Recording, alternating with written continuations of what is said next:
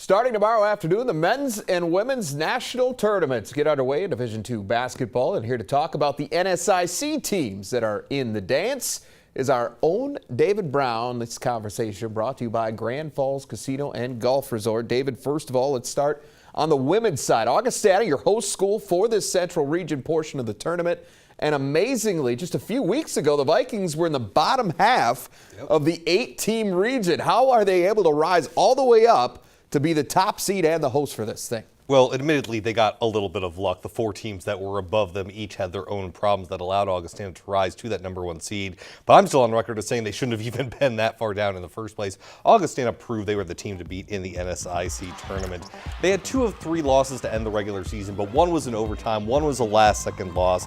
The NSIC tournament honestly backed up the point that Augustana should have been the number 1 seed all along.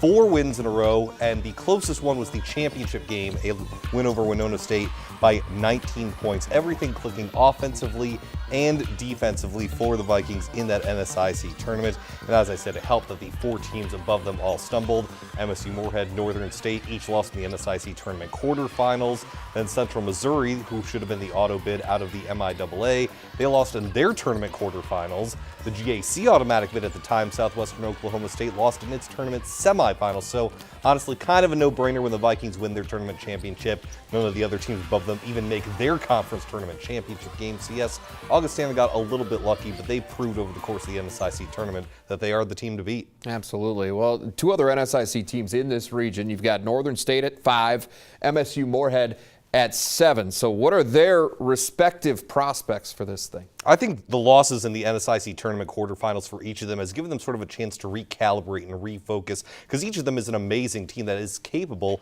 of winning this region tournament. Let's start with Northern State. Obviously, in my opinion, they have one of the best post players in Division II in Miranda Ristow. They lost to the 5 seed in the South Division, Winona State, in the NSIC tournament. Game wasn't that close.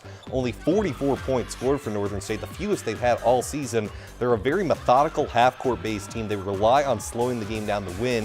If they can get back to those principles, they have a chance to make a run because, as I said, they have the best post presence in Division II in Miranda Ristow. Now, as for MSU Moorhead, they were upset by Sioux Falls for the 2nd straight season in those NSIC tournament quarterfinals.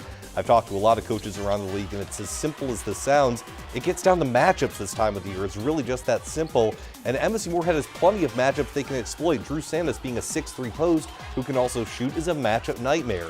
When you have shooters like Cassidy Thorson and Jackie Volkert around the perimeter, that's a matchup nightmare. If the Dragons can utilize their roster to the best of its ability, honestly, there's no reason they can't pull off a 7-2 upset of the 2-seed Central Missouri and make a run themselves. All right, we'll switch gears to the men's side now. And the NSIC has 4 teams in this bracket. That's half of an 8-team field, right? Absolutely. Do any of those 4 have a realistic shot at winning? I think all of them do. You start right away with the number 8 seed, Minnesota State. They're honestly the most dangerous 8 seed I can remember in some time. Now, granted, I'm a little biased because I've seen this team up close and personal a little bit, but they only lost to Northern State, the NSIC tournament champions, by 1 in the final seconds of the NSIC tournament semifinals. So I think Minnesota State has the capability to put things together. They got guys 1 through 5 who can shoot, and that to me makes them a dangerous matchup with Northwest Missouri State, even though they are the number 1 seed and the defending national champions. Let's move on down to the 6th seed, the Huskies, St. Cloud State. They kind of have the same issue as Minnesota State does. They have consistency problems. When they're playing to their potential, they're very hard to beat. Gabe Davis is a 20-point per game scorer. John Avercamp, one of the smartest players, he shoots 62% from the field, 55% from 3, and those aren't skewed by just a handful of attempts. He takes and makes smart shots. And then they have Sean Smith, a 6'8" post presence who can also lead the team on a fast break. So they have the capability to play. Moving into the top 4 with Southwest Minnesota State. They gave Northwest Missouri State a run for its money last year in the region championship, only lost by 3. Only lost the NSIC tournament championship by 6 to Northern State. The Mustangs have the same starting 5 that was in the region championship a year ago, so they have that veteran tournament experience. And finally, from Northern State, they've been the team to beat all season long in the NSIC. We talk about their Arizona State double overtime loss in an exhibition game. They also played played this Northwest Missouri State team earlier in this season, only lost by 11.